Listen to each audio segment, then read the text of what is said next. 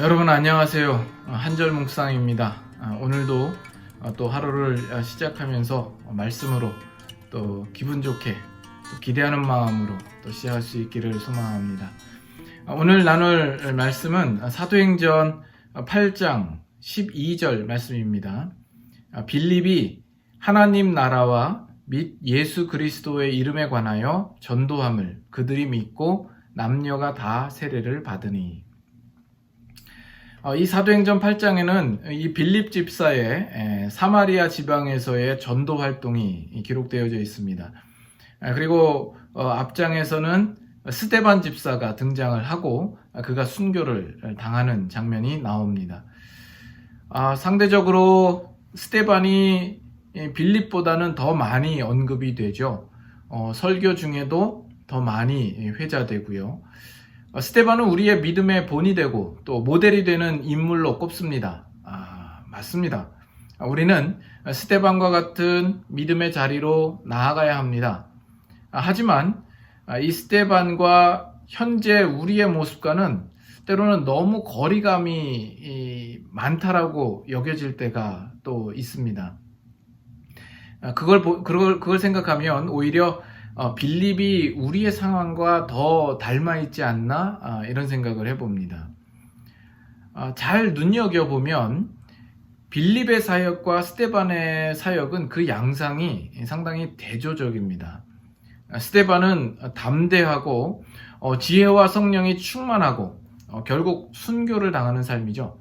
반면 이 빌립은 스데반의 순교로 인해서 예루살렘 교회에 일어난 박해를 견디지 못하고 도망간 사람 중에 하나입니다.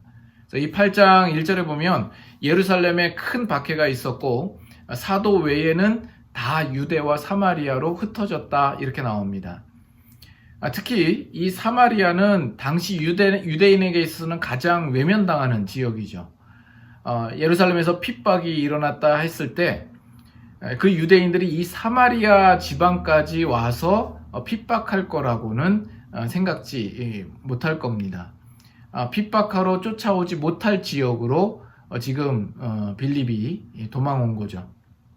그래서 이 빌립이 사마리아로 도망한 것은 그가 어지간히 겁을 먹고 도망을 했다라는 것을 짐작하게 합니다.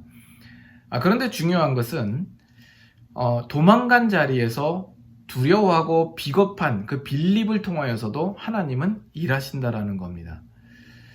오늘 9절에서 말하듯이 빌립을 통해서 사마리아 땅에도 복음이 전파되고 또 믿고 세례를 받게 되는 일들이 나타나는 겁니다. 우리 모두가 다 스데반 같아야만 하나님이 쓰시는 것이 아니라는 거죠. 우리가 빌립 같아도 하나님은 우리를 쓰신다라는 겁니다. 그래서 오늘 내 모습이 스데반 같이 순교를 마다하지 않고 일사각오의 정신을 가지고 불같은 열정으로 가지고 있지 않기 때문에 나는 아닌가 봐. 스스로 포기하면 안 되겠다라는 겁니다.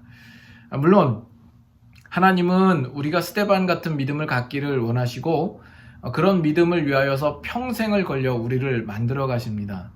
하지만 지금은 다소 부족하고 때로는 겁도 나고 도망을 하는 인생일지 모릅니다.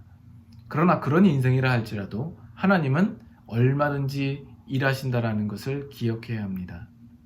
그리고 우리가 있는 자리에서 할 수 있을 일을 우리는 감당하고 또 최선을 다해서 해야 하는 것이죠.